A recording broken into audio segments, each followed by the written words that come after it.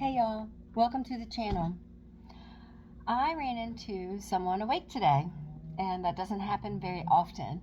And the story she told me, I'm not going to go into all the details that she shared with me today on my walk, but it brings up a very good point that needs to go out to the collective. So basically, she moved around, I think she said 19 or 2020, 2019, and she was called to move here, and I was called to move here, and we had a lot in common. So we kept talking, and she said, once I moved here, I woke up in a mental hospital, like a mental ward, and this is not medical advice. This is just story time with a little wisdom twisted in there to you to pull out and use if you want to. And please like, share, and subscribe, and share this if it resonates with you and could help someone in your life or your channel. So she woke up in a mental hospital, and why she didn't remember being there. It was an NDE. She had a near-death experience, y'all. And that is very, very common. And it's always 100% going to happen when you're awakening. And see, she said she didn't know what was going on, and she was visiting places, and she was seeing people, and she was seeing places, and she was seeing things that she had maybe done, or she was just having a lot of disturbances and visions and seeing things that she had never seen before. So it was ironic and divinely guided that I ran into her today, because she said she saw it when she got out of the hospital.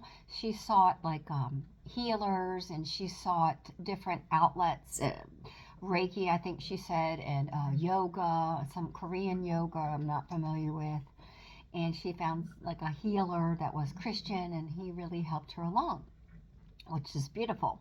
That's what we're here for. But she said she couldn't really put the name on what was going on. She didn't know the terms. She didn't know exactly what was happening. She knew it was developmentally for her better, but she didn't understand it all. And I gave her so many terms today in our little conversation that really lit her up to understand why she was brought here to this state, why people are being called to move to Africa when they live in Colorado, or New Zealand when they live in Canada, whatever it is, because the ley lines under the ground that they cut us off from, like we couldn't hear what they were saying. It's like the ley lines are your tribe.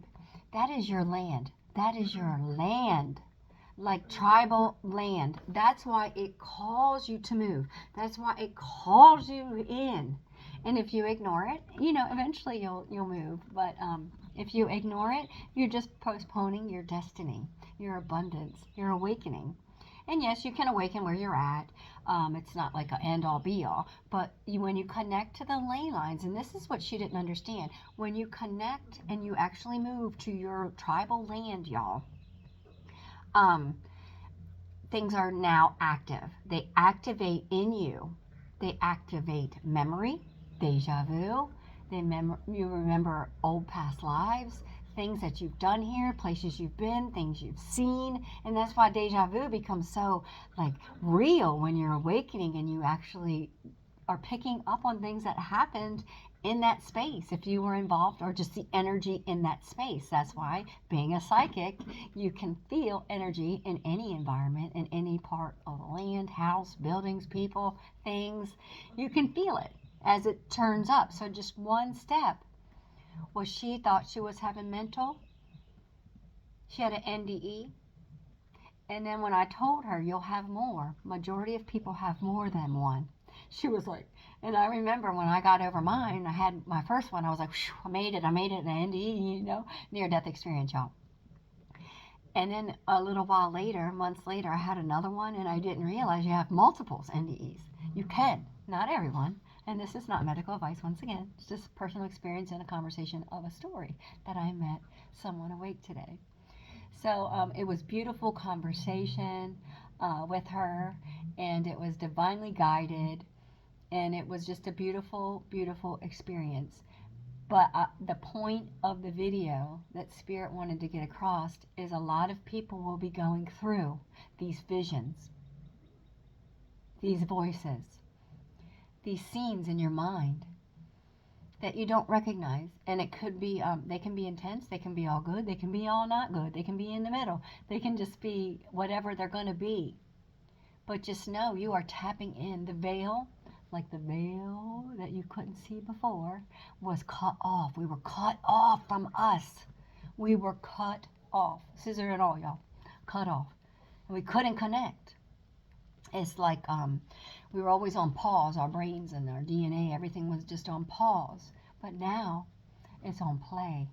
And when you wake up, you're going to start seeing things and visions and dreams and people, and you can smell things that you never smelled before. Your clairs turn on, clairaudience. You can hear, smell, and taste things, and it's just beautiful. But the video is about understanding the mass steps in the awakening, and that it can be seen from the outside as mental. It can be seen from the outside as instability, when all of us are going to go through it. And just give each other grace to go through it. And make platforms and do what you need to do to share your story, because people need to hear it.